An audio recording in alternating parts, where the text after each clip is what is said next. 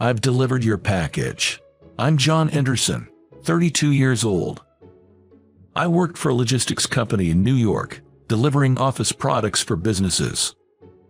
But due to the recession, our client companies struggled financially, and it impacted our company too. Eventually, the company owner, Morgan, who was already elderly, made the tough decision to shut down the business. And I, as an employee, faced the unfortunate situation of losing my job while still young. I was very fortunate that I managed to get a job at a bigger logistics company. There was even an opening at their branch in my hometown. Around the same time, my father fell and was hospitalized. Thinking about my mother's burden and being an only child, I had been wondering if my returning home was the best choice for my family. I ended up accepting the position at their branch with this new company, and that gave me an opportunity to start a new life in my hometown. In early October, when it began to get colder, I moved back to my hometown with loads of luggage. My new company was a major firm, a famous enterprise with many branches. It was quite a change for me as the company I previously worked for in New York was a lot smaller one with only 100 employees. The night before my first day at work, I got so nervous I couldn't sleep. Then came the first day with the new company. During the morning assembly, Edward, the branch manager, briefly introduced me to everyone at present and also asked me to say a few words. Nervously, I stood in front of everyone. Good morning.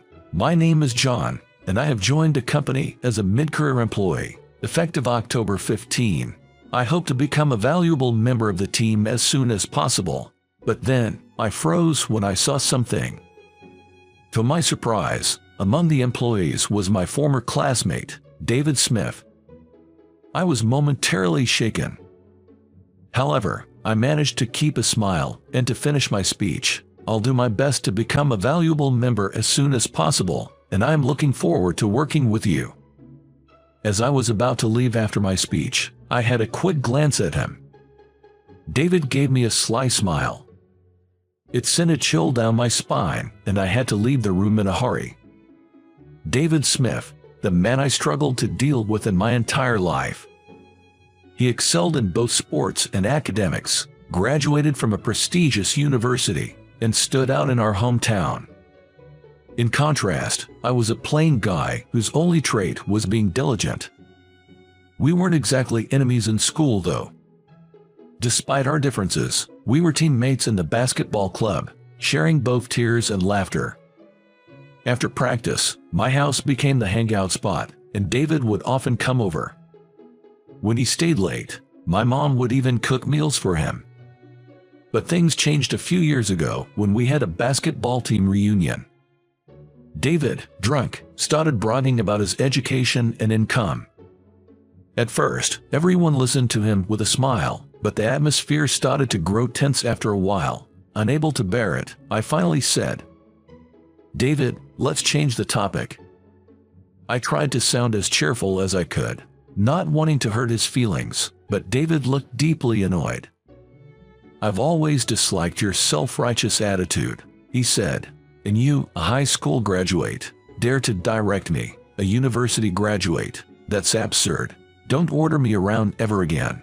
His tirade against me lasted 10 minutes, and everyone else left as they were unable to stand it. Since then, I completely avoided him, and I even stopped attending reunions. And now, I had to work with the very person responsible for that trouble. Back home, I vented to my mom. I ended up becoming colleagues with David at my new job. Why did it have to be him? My mom replied, "David. He used to come over to our house a lot, didn't he?" I remember his mom bragging about him. She was telling us he worked for a big company and that he was sure to climb the corporate ladder. Looks like you're doing the same too. Besides, you don't choose your job based on who you like or dislike, right? Despite her advice, I couldn't help feeling down. And my bad feeling turned out to be true. As expected, David started behaving mockingly towards me at work, based on the fact that I only graduated high school and that I lost my job in New York. He would whisper to me when no one else could hear, "Starting over at this age. We're not fresh recruits, you know." I glared back at him in frustration, but he just walked away as if nothing had happened. Another time, he sat next to me in the cafeteria with a colleague. "After gaining experience here, I'm going to be transferred to another branch and climb up the career ladder," he boasted loudly, making sure I could hear him. I couldn't stand his insincerity and left my seat. And when I was nervous doing my first tasks, in front of other employees, he taunted, "Can't you even do that? Oh, right, you used to work only at a small company, where you never had to do such advanced work. High school grads are slow learners."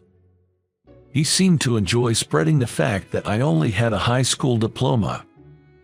Gradually, I started to dread going to work. But with my inherent persistence and seriousness, I clung desperately to my seniors so as to learn the job. I struggled initially with unfamiliar tools and systems and needed to be taught by my seniors. Of course, there were also many tasks I had to learn from David. So, no matter how unreasonable he was to me, I never lost my temper in front of him. Fortunately, since I was in the same industry as my previous job, I understood most of the work and learned very quickly. Enduring David's sarcasm, I gradually got used to the job and was able to handle most tasks within a few months. 6 months had passed since I started working for the company. A trouble occurred. A whole truckload worth of packages wasn't handed over to the driver, and we couldn't deliver hundreds of items that day. We received complaint calls all day, and we spent the entire day dealing with them. Edward and other superiors were furious. They were wondering who made such a mistake. That was when I found a note near the phone. "November 3, Truck 3, please arrange driver. From the office, David." The scribbled note was clearly in David's handwriting. Probably he took the note but forgot to arrange the driver. I hesitated for a few seconds, but came to the conclusion the most important thing was to review internally while we inconvenienced our customers. I couldn't let personal feelings for David obscure the truth. I handed the note to Peter, our manager. "This might be the cause," I whispered to him so no one else could hear. Then I went back to my desk as if nothing happened. Later, he went to Edward's office to report what the cause was for the catastrophe, and David was called into the office. Although it pained me to see him in trouble, I focused on my work. A while later, David, red-faced, came to my desk. "Come to the meeting area later. I have something to talk about, okay?" he said menacingly, then stomped back to his seat. His attitude made it obvious to everyone in the office who was responsible for the mistake. I knew he was probably just going to lash out at me in his frustration. I had no confidence in facing his tirade face to face. But at the same time I wanted to know why he disliked me so much. If someone else had reported it, he wouldn't have been this angry. Slowly, I headed to the meeting area, where David was waiting, clearly irritated. As soon as I arrived, he exploded. "What was that about earlier? Reporting my note to Peter. Is this your revenge for how I've treated you? Are you happy to embarrass me, a college grad, in front of everyone, you high school grad?" He ranted incoherently, raising his voice in anger. But I didn't stay silent this time. I was just following up on the cause of a mistake, and I would have reported it no matter who was involved. We may have been classmates, but now we're colleagues doing the same job. Instead of verbally attacking me all the time, why don't you grow up a little? I retorted, and David's face turned even redder, as if he was about to jump at me. If either of us made a move, it could escalate into a fight. Just as I was thinking this, we were interrupted. "David, isn't it about time you stopped this nonsense? You are terribly wrong." A voice suddenly came from behind me, admonishing David. David, standing in front of me, was utterly surprised, his eyes wide open at the sight of the person speaking. I cautiously turned around and, to my surprise, saw no one but Richard, the president of our company, standing right there. David managed to utter, with great effort, "Richard, why are you here?" The sudden visit by Richard caused a stir in the office. And the usually calm Richard spoke sternly, silencing the office instantly. Yes, it was rare for Richard to visit our branch for inspection. David, who was intimidating me, turned pale upon being overheard by Richard. Richard called us to the conference room. We knocked on the conference room door in silence. We were anxious about what he would say. Entering the room timidly, we found Richard had prepared lots of snacks and coffee for us. He warmly welcomed us when he started speaking in a relaxed tone.